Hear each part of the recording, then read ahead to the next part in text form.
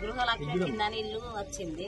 వస్తే అప్పుడు మేము ఏం చేసినాం కదా, ఈ ఇల్లు ఊళ్ళో కొట్టుకొని ఇల్లు పిల్లర్స్ వేసుకున్నాం. ఇప్పుడు కేసీఆర్ ప్రభుత్వం పోయింది, కాంగ్రెస్ ప్రభుత్వం కడిగిపోతుంది. ఇప్పుడు మేము ఇయ్యమని అంటున్నాం.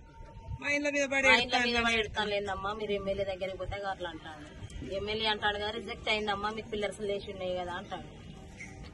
మరి ఇప్పుడు ఏంది మా పరిస్థితి అని అంటాడు. మరి ఇప్పుడు మాకు ఎట్లకైనా ఇల్లు కావాలి, వికలాంగ కింద ఏమైనా పెట్టిపియాలి ఇల్లు.